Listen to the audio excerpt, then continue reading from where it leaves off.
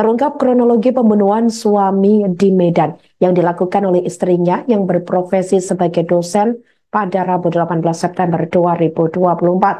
Wanita berusia 61 tahun itu bernama Dr. Tiromsi Sitanggang yang nekat menghabisi nyawa suaminya sendiri. Aksi tersebut dilakukan di rumah mereka di Jalan Gaperta, Medan, Helvetia pada tanggal 22 Maret 2024 lalu. Peristiwa pembunuhan tersebut berawal saat pihak kepolisian menerima laporan dari Rumah Sakit Advent Medan yang menyebut ada seorang pria telah meninggal dunia karena mengalami kecelakaan.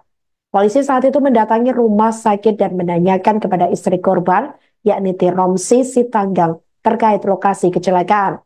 Pada saat itu, Bu dosen mengaku bila suaminya mengalami kecelakaan lalu lintas di depan rumahnya, yakni di Jalan Gaperta Medan, Helvetia, Kota Medan. Kecelakaan tersebut disebut korban terjadi pada Jumat 22 Maret 2024 sekira pukul 11.45 waktu Indonesia Barat.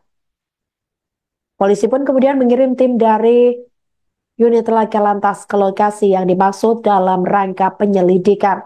Saat mendatangi lokasi, polisi tidak menemukan tanda-tanda kecelakaan lalu lintas.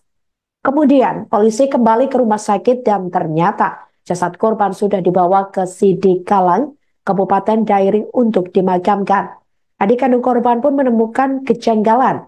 Hal itu karena saat jasad korban, yakni Rusman Maralen, hendak dikebumikan ditemukan tanda kekerasan. Karena merasa ada yang janggal, pihak keluarga pun membuat laporan ke Polsek Medan Helvetia. Petugas yang menerima laporan tersebut pun langsung melakukan penyelidikan dan memeriksa sejumlah saksi.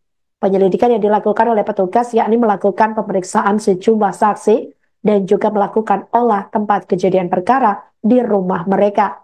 Di dalam rumahnya petugas melihat adanya jejak darah dan setelah dilakukan pemeriksaan ternyata darah tersebut merupakan darah korban.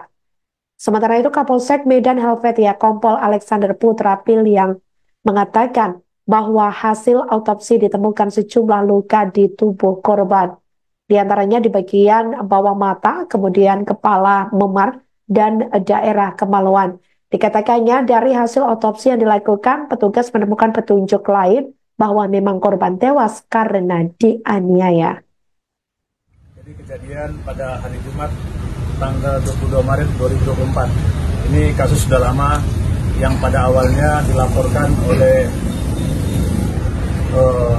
terlapor kecelakaan. Ya, jadi kami menerima telepon dari Rumah Sakit Advent Medan bahwa ada korban meninggal dunia akibat laka lantas. Kemudian kami mengirim unit laka lantas untuk melakukan pengecekan ke rumah sakit dan ke TKP. Ternyata hasil dari penyelidikan unit lantas Polsek Medan Helvetia tidak ditemukan tanda-tanda kecelakaan lalu lintas. Kemudian kami ngecek lagi ke rumah sakit, ternyata keesokan paginya mayat sudah langsung dibawa ke Sidikalang, ya, ke Kabupaten Dairi. Selanjutnya salah satu keluarga dari korban berinisial bernama Rusman Maralen Stungkir, adik kandungnya merasa keberatan karena pada saat akan dikebumikan di Sidikalang ada tanda-tanda kekerasan pada korban, wajah dan beberapa bagian tubuh korban. Kemudian mereka melakukan pengaduan laporan di Polsek Medan Helvetia. Kami telah melakukan beberapa kali pemeriksaan terhadap saksi-saksi dan kami berkeyakinan bahwa ini bukan kecelakaan laka lantas.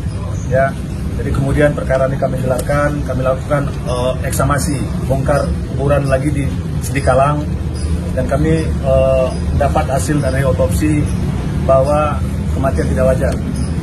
Kemudian setelah kami beberapa kali melakukan gelar perkara, kami berkeyakinan dan menetapkan istri dari korban adalah pelaku perkara. Download Tribun X sekarang, menghadirkan lokal menjadi Indonesia.